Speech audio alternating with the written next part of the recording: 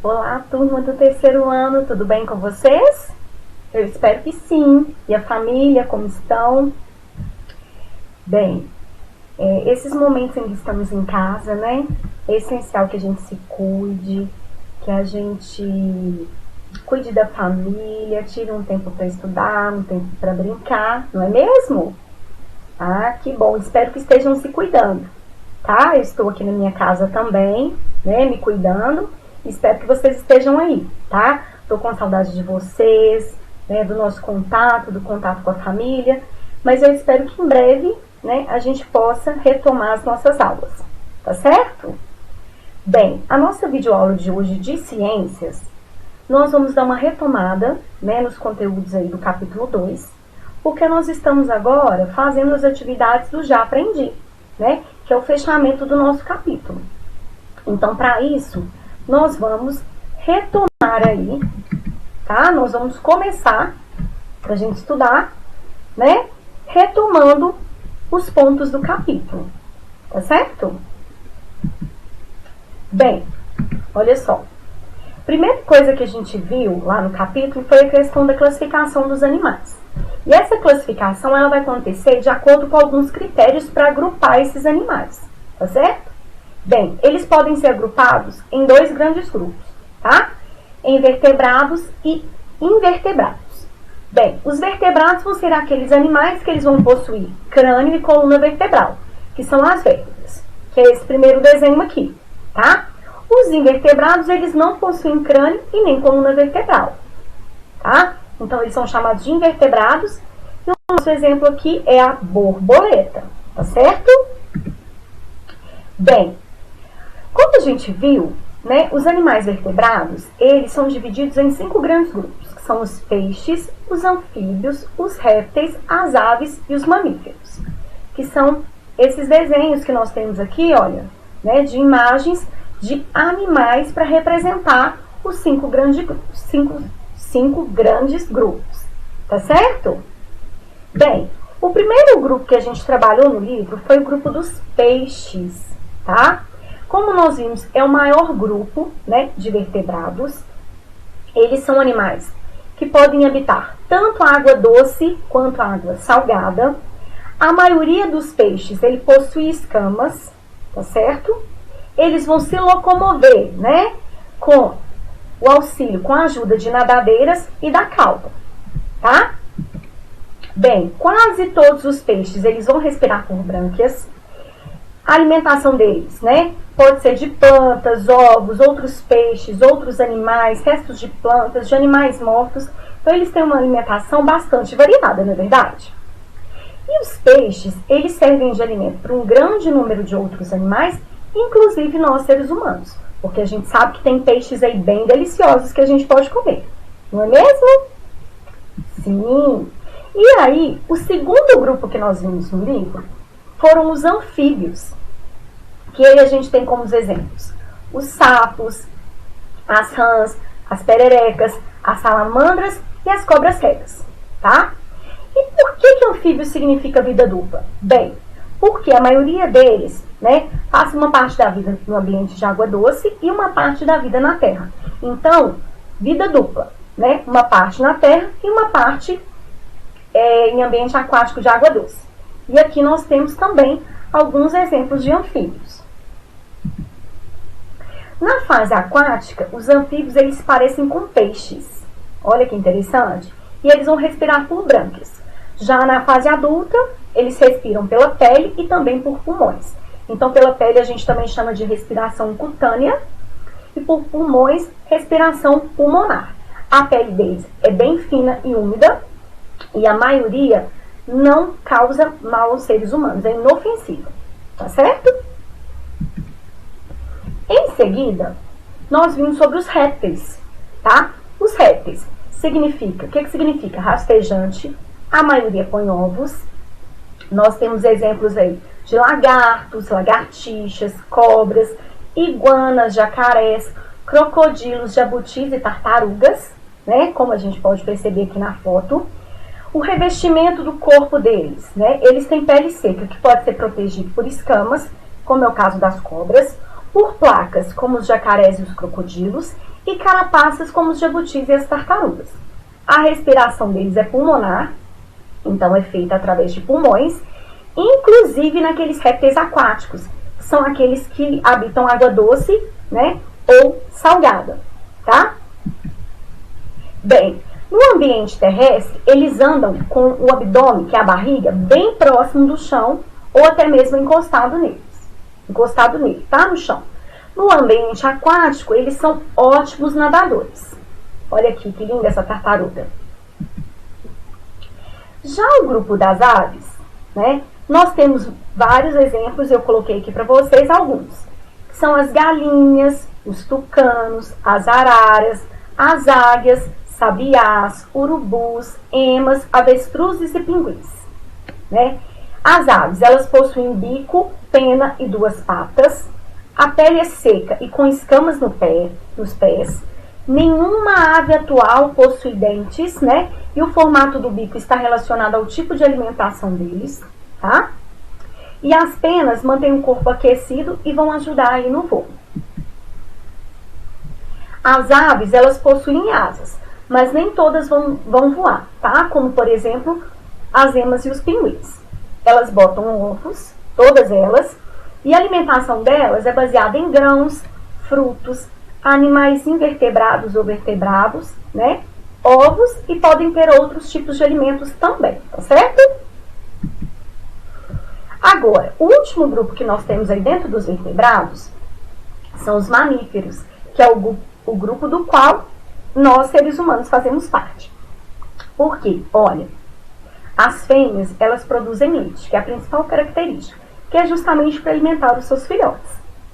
Vamos lembrar da gente, né, assim, há muitos anos, né, no meu caso, assim, há muitos anos atrás, quando eu ainda era bebê, né, a minha mãe provavelmente me alimentou, né, de leite materno durante um tempo, tá? Possuímos pelos, como a gente pode observar. Na maior parte desses animais, o filhote se desenvolve dentro do corpo da mãe, tá? Nós temos, por exemplo, mamíferos aquáticos, como os golfinhos, as baleias e os peixes-boi. Temos mamíferos voadores, que o único que nós temos são os morcegos. Mas a maioria dos mamíferos são terrestres. Cães, bois, gatos, cavalos. E nós, por exemplo, né? Nós somos terrestres, tá? A questão do pelo também, gente, a gente vai perceber o seguinte. Pode ser que todos eles, os mamíferos, vão nascer com pelos. Mas pode ser que durante um tempo, né, passado um tempo aí, na fase adulta, pode ser que perca esses pelos, tá? Então pode ter a ausência deles, tá certo? Todos respiram por pulmões, inclusive os que vivem na água, tá? Fundamental isso, a gente ter esse conhecimento. A alimentação é muito variada. Se a gente pensar na nossa alimentação enquanto mamíferos, nós temos uma alimentação vastíssima e muito diversificada, que é o que acontece nesse grupo. Grãos, frutos, folhas, flores, animais invertebrados ou também vertebrados, ovos, sangue. Então, é uma alimentação riquíssima, não é verdade? Bem, quando a gente falou lá da classificação dos animais, quanto a vertebrados e invertebrados, nós vimos que os vertebrados, né, eles são divididos em cinco grupos, que foi o que a gente retomou agora. O outro grupo é o dos animais invertebrados, que são a maioria dos animais existentes em nosso planeta. Eles são muito numerosos, tá?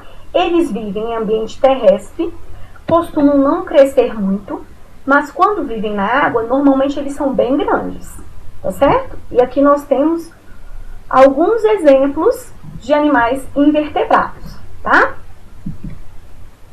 Bem, os animais invertebrados, por eles serem numerosos, né, e viverem em ambientes diversificados, eles são muito importantes para outros seres vivos.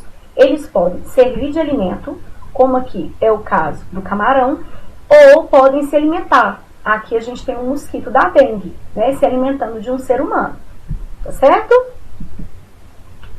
Bem, como agora a gente deu uma retomada, né, a gente pincelou alguns pontos desse capítulo, a gente agora vai para a correção de atividades. Bora estudar mais um pouquinho? Pois é. Nós temos agora, na correção, do Já Aprendi, na página 60, a seguinte questão. A diversidade de seres vivos do reino dos animais está ameaçada, já que muitas espécies estão sob risco de extinção. A quem cabe a responsabilidade de proteger essa riqueza? A quem será? Vamos justificar essa resposta? Cabe aos seres humanos proteger a biodiversidade da Terra. Bio é toda forma de vida. Bio é vida. Diversidade, diferentes formas de vida. Então, os seres humanos, eles possuem grande capacidade de colocar a vida na Terra em risco e de causar impactos ambientais negativos, ou seja, ruins. Mas também é nossa responsabilidade cuidar dos ambientes e proteger a biodiversidade. Então, por que essa responsabilidade cabe a nós, seres humanos? Bem, a partir do momento que nós usamos todos os espaços, né, em que vivemos, assim como o ambiente, quando a gente decide plantar algo, construir algo, nós estamos mexendo no habitat de animais. E a partir do momento que eu mexo nesse habitat, eu estou interferindo em toda uma cadeia, né? Então, a nossa responsabilidade é justamente proteger para que não caia, né, essas espécies em extinção. Tá certo? Próxima questão, vamos? Questão 2. Imagine que um extraterrestre acabou de chegar à Terra. Como você explicaria para ele o que é um animal? Bem, eu coloquei aqui algumas sugestões, tá? Diante do que a gente trabalhou. Mas aí você poderia colocar de uma outra forma. Olha, os animais são seres macroscópicos, que são seres grandes, né? Embora uma minoria não possa ser vista sem o auxílio de lentes de aumento. Por quê, gente? Os invertebrados, eles são a maioria, eles são muito numerosos. E como nós vimos, eles são muito pequenos. Então, muitas vezes, alguns deles, parece que a gente só consegue ver, né, com a lente, tá? De aumento. Alimentam-se de outros animais, a maioria dos animais possui movimento e se locomove.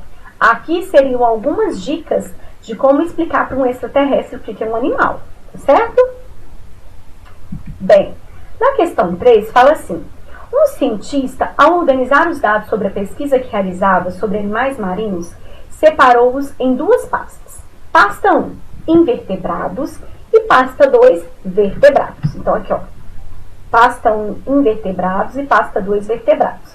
Que critérios que ele utilizou para fazer essa classificação? Então, quando ele estabeleceu um critério, é algo que vai torná-los únicos naquele grupo, né? Então, o que ele observou?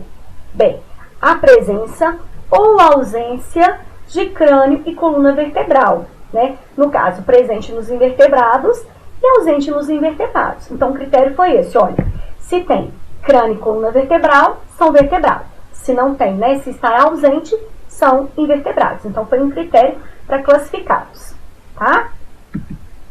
Na questão 4, assinale a opção que inclui apenas vertebrados. Então, nós temos aqui, olha, na letra A, nós temos mico, avestruz e mosquito. O mosquito aqui, ele é invertebrado. Então, a gente já não pode usar esta opção. A letra C, nós temos aranha. E na letra D de dado, nós temos água-viva. Então, a única opção em que nós temos apenas vertebrados é a B, que é galinha, ser humano e rato. Tá? Questão 5. Cite o maior grupo dos vertebrados e 4 características desse grupo. O maior grupo que nós temos de vertebrados são os peixes. Olha aqui que lindos. 4 características aqui que eu citei deste grupo. São animais aquáticos, a maioria possui escamas, se locomovem com auxílio de nadadeiras e cauda e quase todos os peixes respiram por brânquias. Professora, mas eu coloquei outras características. Não há problema algum, tá? Aí vai de acordo com o que você pegou no livro ou em outro material de apoio. Combinado? Questão 6. O ciclo de vida dos sapos inclui etapas diferentes entre si. Essa característica é comum ao grupo dos anfíbios. Represente, por meio de um desenho, as etapas da vida de um sapo. Então, aqui, quem tiver a possibilidade, né, de retirar de algum lugar, imprimir, colar, não tem problema, porque às vezes a gente tem um pouco de dificuldade em desenho, eu mesma tenho. E aqui eu mostrei para vocês, olha, o que vai acontecer no adulto, macho e fêmea vão copular, vai ter óvulos, o ovo fecundado, o embrião, olha o girinho, a metamorfose completa e volta novamente esse ciclo aqui, né, das etapas da vida de um sapo, certo?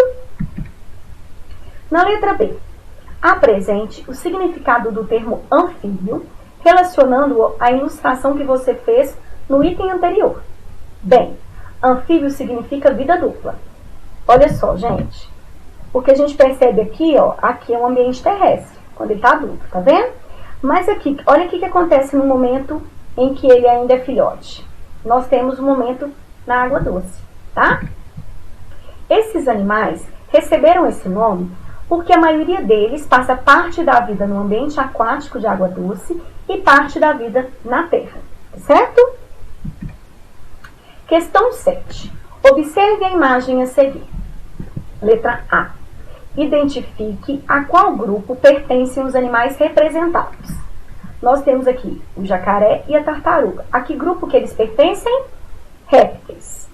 Cite uma característica compartilhada por esses dois tipos de animais que permite a classificação deles no mesmo grupo. Eu coloquei aqui duas características, tá? Como exemplo, respiração por pulmões e reprodução fora da água. Aí vocês podem escolher qual característica que vocês desejam colocar, certo? Questão 8. A salamandra é um exemplo de anfíbio. A iguana é um tipo de réptil. Cite 3 características que diferenciam esses animais e explicam essa classificação, apesar das semelhanças entre a forma do corpo deles. Olha como eles são muito semelhantes, mas eles pertencem a grupos de vertebrados diferentes. Então, aqui eu listei 3 características que demonstram que eles não podem ficar no mesmo grupo. O tipo de pele deles é diferente, a reprodução e o tipo de respiração. Certo? Prosseguindo. 9. Tudo o que voa é ave, e o que não voa, ave não é. Você concorda com essa frase? Justifique sua resposta. Bem, né, eu não concordo, porque a frase ela é incorreta, ela está errada. Pois a gente tem aves que não voam, como por exemplo a ema, o avestruz, o pinguim, né? E a gente tem vertebrados que voam, como o caso dos morcegos. E invertebrados, como as abelhas que não voam. Então, na verdade, não é somente do grupo das aves que nós temos, né, que voam. Tá certo? 10. O grupo dos mamíferos reúne os animais com os quais estabelecemos maiores relações afetivas. Por exemplo, cães, gatos e hamsters. E outros que nos encantam por sua beleza e sua força, tais como onças, lobos e tigres. Sobre os animais desse grupo, podemos afirmar que eles respiram por meio de brânquias? Não. Respiração pulmonar. Possuem escamas em algumas etapas da vida? Possuem o quê? Pelos. Todas as fêmeas botam ovos? Não, normalmente os filhotes, né, são gerados onde, gente? Dentro da barriga da mãe. Produzem leite e possuem pelo. Ok, até coloquei aqui, né, uma fotinho bem bonitinha aí para vocês.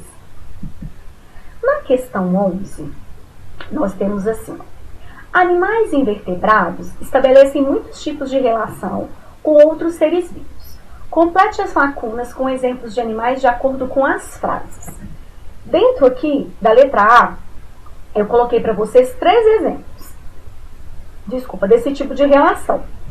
Por exemplo, olha, o invertebrado camarão, que está em vermelho, serve de alimento para o vertebrado ser humano.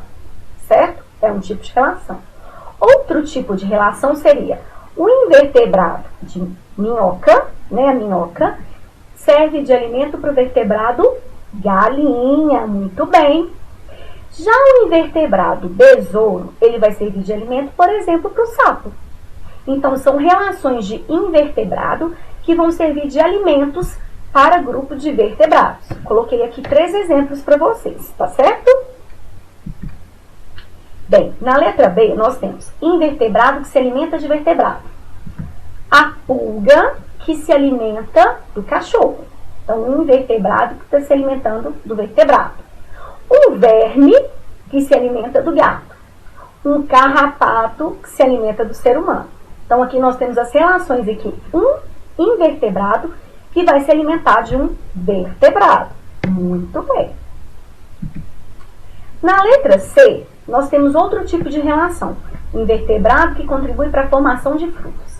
Nós temos, no caso, a abelha contribuindo para a formação de frutos da laranjeira, que é este exemplo aqui.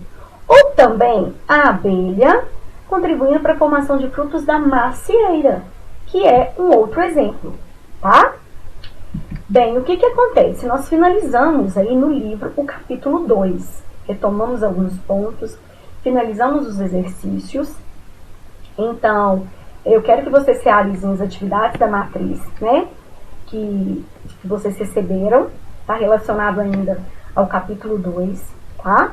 É muito importante que vocês realizem, retirem as dúvidas, tá certo? E aí, gente, né? Eu agradeço muito a presença de vocês, tá? Que nós possamos nos encontrar em breve, tá? Fique calmo aí, estudem, tá? Tirem um tempinho para curtir a família e até a nossa próxima videoaula. Grande beijo para vocês.